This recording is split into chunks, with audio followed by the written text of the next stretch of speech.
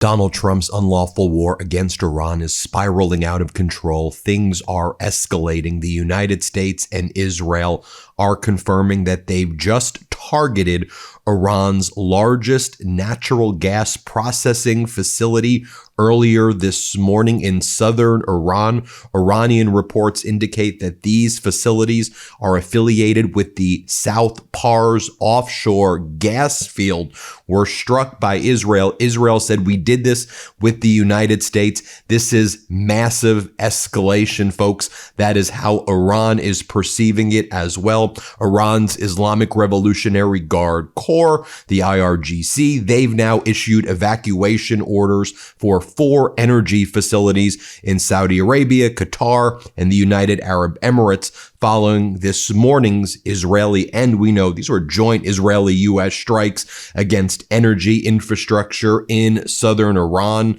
And these facilities include the major facilities in those nations that I mentioned. A spokesperson for Qatar's foreign minister just issued the following statement. The Israeli targeting of facilities linked to Iran's South Pars field, which is an extension of Qatar's North Field, is a dangerous and irresponsible step amid the current military escalation in the region. Targeting energy infrastructure constitutes a threat to global energy security as well as to the people of the region and its environment. We reiterate, as we have repeatedly emphasized, the necessity of avoiding the targeting of vital facilities. We call on all parties to exercise restraint, adhere to international law, and work toward de-escalation in a manner that preserves security and stability in the region. Now, we're hearing from Donald Trump right now. Moments ago, he posted on his social media platform. Let's see how he is addressing this escalation. Donald Trump writes, I wonder what would happen if we, quote, finished off, end quote, what's left of the Iranian terror state and let the countries that use it, we don't, be responsible for the so-called straight, and then he spells it STRAIGHT. That would get some of our non-responsive allies in gear and fast. DJT, that's your response to all of this right now? What are they saying in Iran right now? Iran is, their leaders are saying, we previously made clear and repeated warnings that were given to your rulers in Arab nations about entering down this dangerous path and gambling with the fate of your nations. And they say, evacuate now. We are hitting your energy facilities. Wow, wow, wow. We now see right now, Bloomberg is reporting, folks, that multiple oil and gas facilities in Saudi Arabia, Qatar, and the UAE, they've been evacuated right now as a result of these. They're calling it Israeli strikes, but Israel's saying we did it with the United States. Israel strikes this morning against several energy sites in southern Iran and threats made by Iran's Islamic Revolutionary Guard against these facilities. We're hearing now from the chief propagandist at the White House, Caroline Leavitt. She says, we don't need the Strait of Hormuz for our energy. Let's just let the others deal with it. Here's what she said. Let's play this clip. Has there been any movement overnight on behalf of our allies that has softened their position about going through the Strait of Hormuz? Not overnight, but the president and his team, especially Secretary Hegseth and Secretary Rubio, continue to be in touch with their counterparts in Europe and, of course, our allies in the Arab and Gulf region to step up and do more to help the United States in securing the Strait of Hormuz. This is to their benefit, more so than it is to the benefit of the United States. Thanks to President Trump, we are a net exporter of energy. We don't need the Strait of Hormuz for our energy here at home. For the American people, of course, we want the strait to be open for the global oil market and to stabilize prices and bring them down again. And we have options the military has options to continue doing that. But the president is right to call on our allies to step up to do more. You know, and then Caroline Leavitt says NATO is being very unfair to us right now. Very unfair, NATO. This is the messaging from the White House right now during this massive escalation as oil's it's going to hit $150 $50 a barrel soon. And you're attacking NATO? Here, play this clip. You know, one of President Trump's guiding principles is fairness, and he has long called out NATO for being what he believes an unfair alliance for the American people, the American taxpayer, and our U.S. armed forces. You look at some of the trade deals with our NATO allies. The president has worked to renegotiate and reset those to make them more fair for the American people and American workers. You look at the fact that the United States has thousands of troops on our allies in NATO's soil. We're paying these countries billions of dollars, and our troops on their soil serves as a deterrent for them. And the president wants the American taxpayer and our American military to be treated fairly. He feels sometimes with NATO they are not, and he's right to call that out, and he's right to call on them to step up and do more, especially when reopening the strait benefits them even more than it does the United States of America.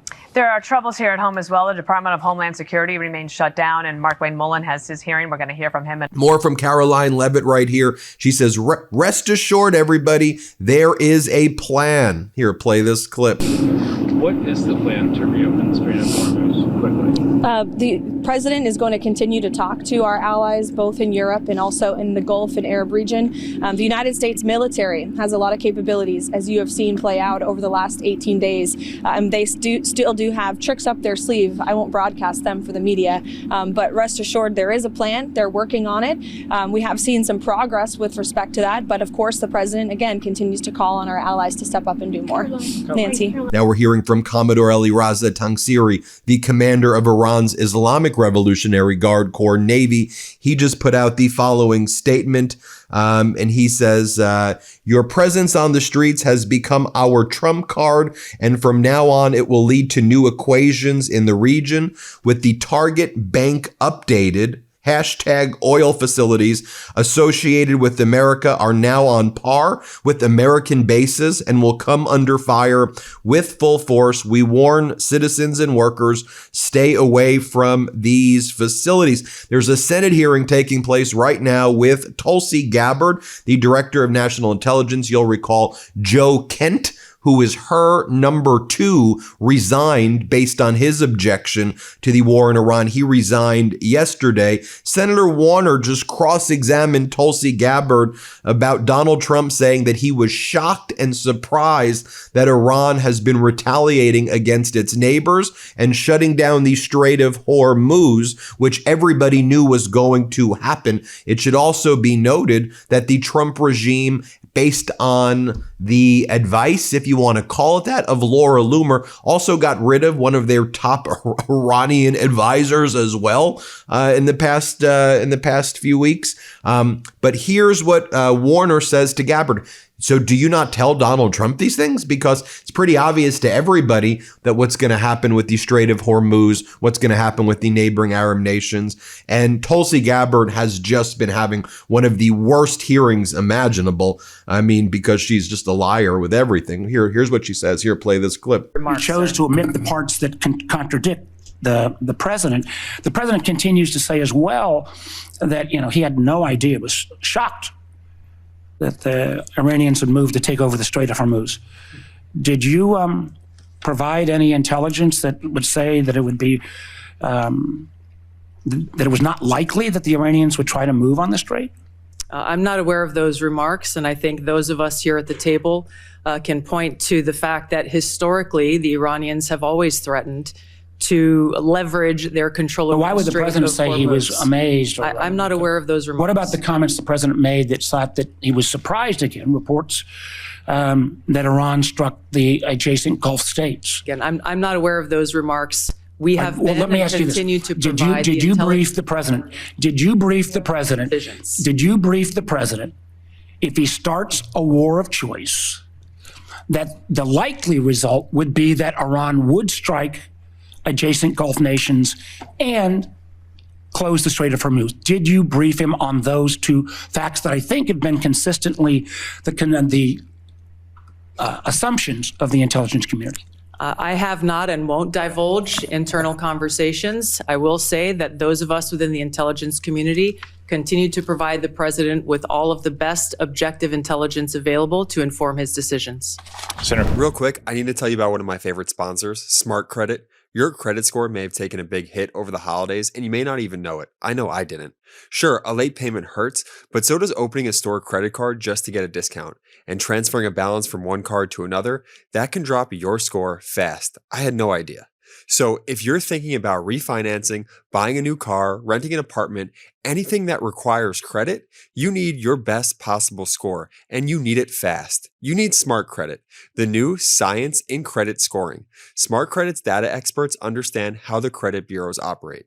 They build a personalized strategy designed to take action and maximize your score, not by a few points in a few months, but potentially see a real upward change to secure better rates on everything you finance. Better scores can mean faster approvals, lower payments, and more money in your pocket. Don't let holiday spending traps derail your entire year.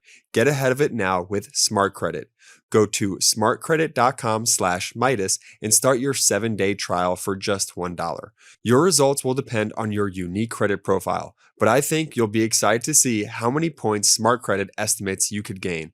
Results not guaranteed. Cancel anytime. That's smartcredit.com/Meidas, smartcredit.com. Now, folks, the economic data that's coming in is really bad as well. We got a really bad producer price index readout coming hotter than anybody expected. And that was the pre-war producer price index. So if this war wasn't going on and we got this PPI readout, we would be like, holy SH, you know what I'm going to say next. This is bad, bad. Now you layer it on top of the war when we get those PPI readouts and those inflation readouts, folks.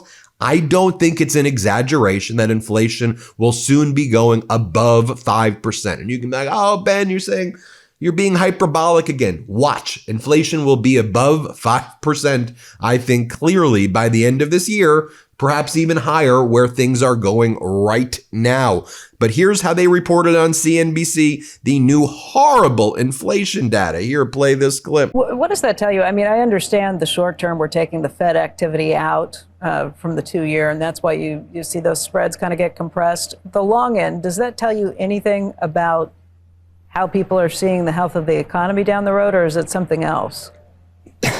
I do think that there is part of that reflected in this as well. It's almost the worst of both worlds. I guess stagflation would come close to describing the situation. We're probably not going to see Fed easing, and the long end, well, part of it is weakness. We've had a spat of some fairly weak numbers, and then you put in the fact that we are on the PCE, 3% handle on some of the Fed's favorite metrics, as the Wall Street Journal pointed out today. It would be very difficult, even for some of the recent appointees, to think that easing could even be on the menu at this or even very close subsequent meetings down the road.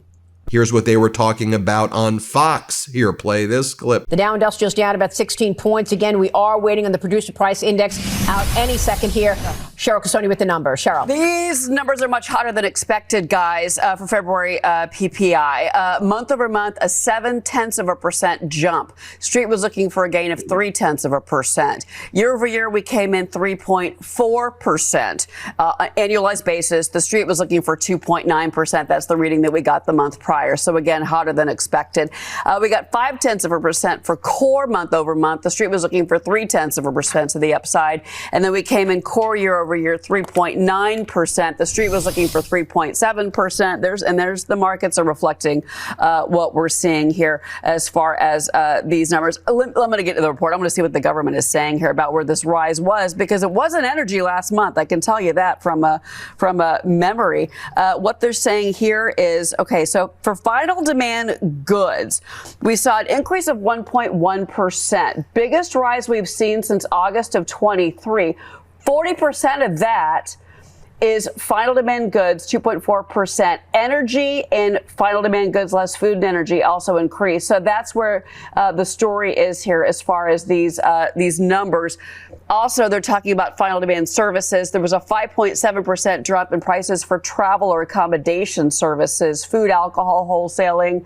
dealing investment advice, all in this report. I'm getting the rap signal, Maria, but there's a lot to go through, a lot to talk about in this report. Well, I think you're spot on there, Cheryl, because remember, in the month of February, services prices were going higher. And we've talked about that. Services prices were going higher. There were a handful of commodities like what? We were talking about gold. We were talking about silver. All of those things were going higher in February as well. Putting oil aside, related to the war on Iran. Joel Schulman, your reaction to these numbers, and I should point out we haven't seen such a significant impact on markets. No, Dow Industrials were negative going into it. It's still negative. Yeah, this is not good. We're going to see the markets off today. Your guest mentioned that he thought the rates would be dropped in December. I thought they'd be earlier. This is pushing things back at least a couple of months. So this is going to be negative for the markets, and we're going to probably see the markets ticking down even further, next couple of days. So this is not good news, and we know that the next couple of months we're going to see elevated prices because of energy. All right, we are an hour away from the opening bell, and the Dow Industrials now down 105. Joel, good to see you. We'll be back with the... Now, folks, during the St. Patrick's Day parade over in Ireland, they rolled out their Epstein float. You can see the Epstein float right there. The entire world mocking the United States for covering up a child sex trafficking ring here in the United States, which is what the Trump regime continues to do. And more news about that cover-up coming from Jason Leopold, who is on the front lines, frankly, of reporting on Epstein files. Jason's been an incredible reporter over at Bloomberg, and he says a document, a 69-page target profile prepared for the DEA by the Department of Justice's now defunct Organized Crime Drug Enforcement Task Force, was released in January, and it talks about the money laundering and drug trafficking schemes that Epstein used. It was a target profile, and this target profile has been blocked by Todd Blanche from the Department of Justice. Donald Trump's former criminal defense attorney is not allowing a 69-page target profile regarding the money laundering scheme and the people who were helping Epstein with the money laundering alongside the sex trafficking and the drug cartels that they were involved in as well. There's a heavily redacted document, and Blanche saying, that document doesn't get released. I'm going to do a whole other report on that, folks. The cover-up continues.